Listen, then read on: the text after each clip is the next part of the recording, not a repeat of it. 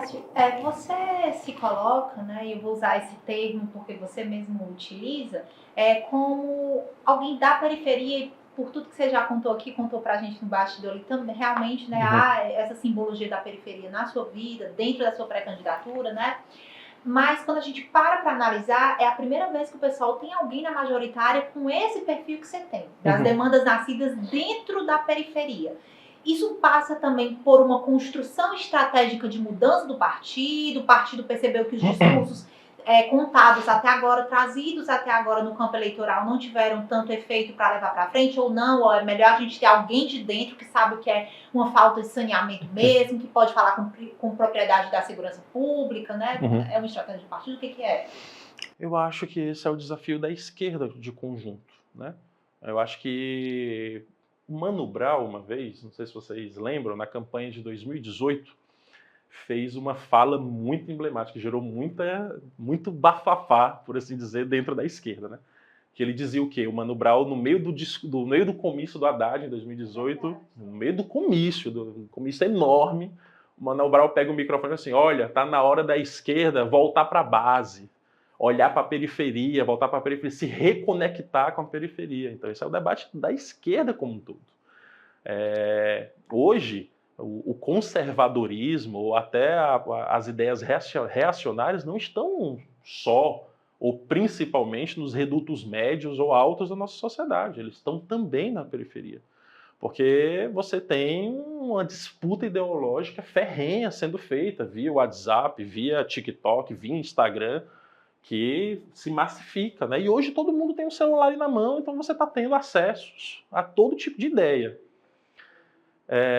Quando a gente faz um debate, e eu coloquei isso no início, né?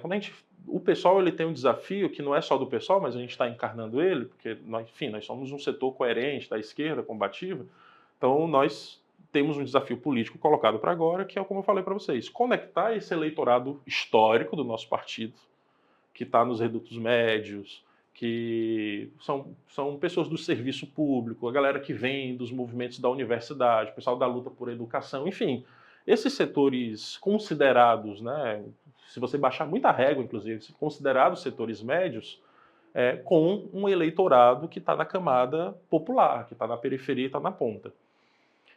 O partido acha que eu tenho esse perfil, né? E eu estou atendendo a convocação do partido, lutando para ter esse perfil.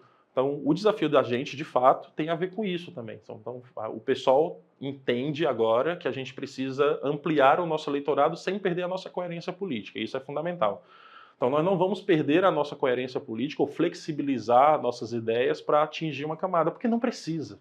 Porque a pauta histórica do nosso partido, ela está fundamentalmente conectada com as demandas populares. O desafio é só a gente conectar. Porque às vezes quando a gente fala de racismo, por exemplo, a gente fala de forma complexa, difícil, Então, usa uma uma coisa bem linguagem, burocrática, exato, né? usa uma linguagem às vezes acadêmica e tal, não sei o quê, e isso nos distancia daquele que mais sofre racismo, que é o negro pobre.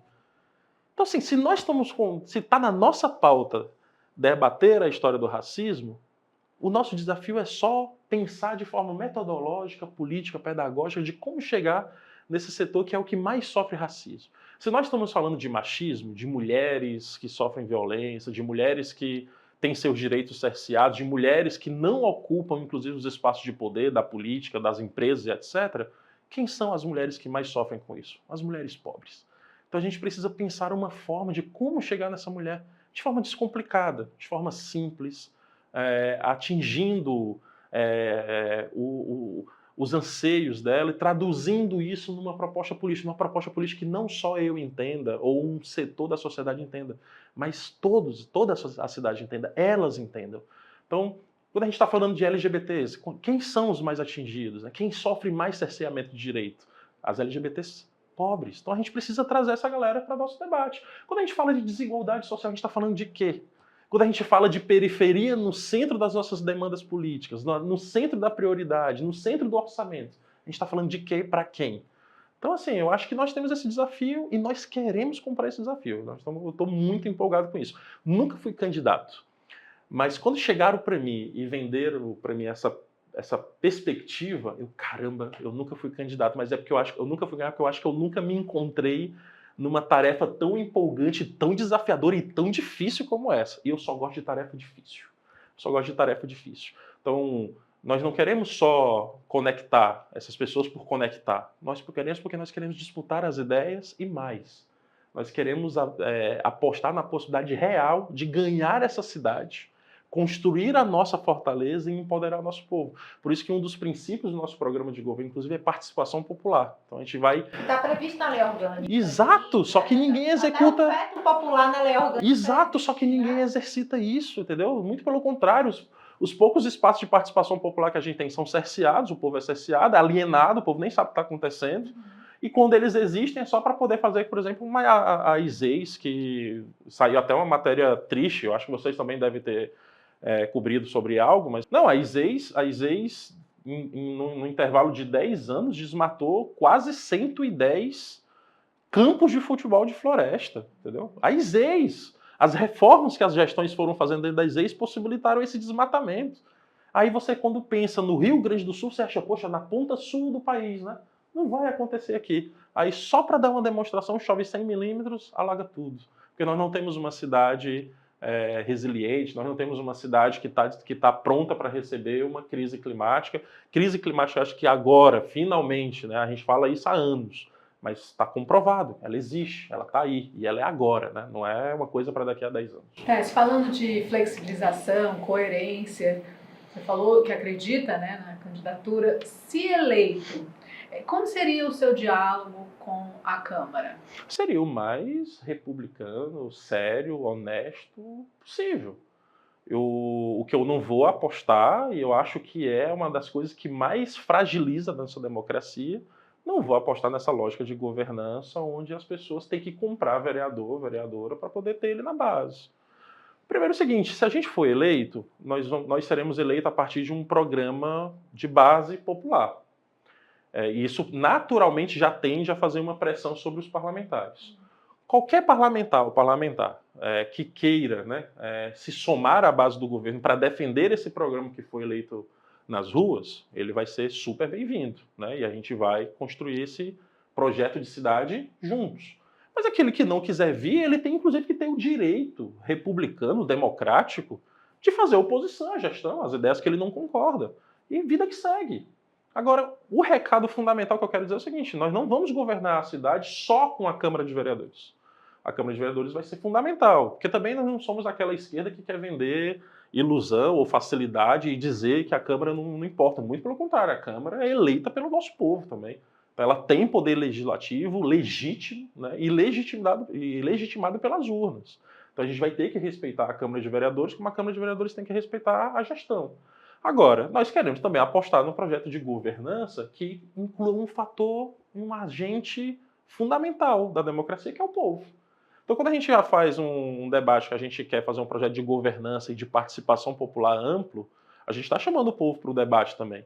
Então, assim, não vai ser uma gestão de acordo de gabinete só com a Câmara de Vereadores, né? O prefeito reúne com o presidente, com a sua bancada, resolve a pauta da cidade, passa e acabou. Né? Nós vamos querer que o povo também faça parte dele, né? Acho que isso nem... Olha para você ver como a gente está numa polarização difícil, né? Esse não era para ser um debate da esquerda, né? Mas somos nós da esquerda que estamos defendendo isso, né? Isso era para ser um debate da democracia brasileira, né? Participação popular. Por que a gente só é chamado para debater sobre o país ou sobre as nossas cidades de 4 em 4 anos? Que triste isso. De 4 em 4 anos o povo de Fortaleza é chamado para debater a cidade. Aí você aparece um monte de candidato, com um monte de peça publicitária e marqueteira feita. Aí esse eleitor é chamado a ir para uma urna, apertar 2 números, confirmar, ou anular, ou votar em branco, e ele volta para casa. E aí depois você passa 4 anos sem contar com esse povo para nada. Então, assim, não é o jeito de governança que a gente acredita. Então, a gente acha que a gente tem que ter uma boa relação com a Câmara, a gente vai apostar nisso. Né? Nossa perspectiva é eleger uma bancada de esquerda ampla, não só do PSOL, da rede, da federação, mas também as bancadas de todos aqueles que concordam, né, no geral, com as ideias mais à esquerda da cidade.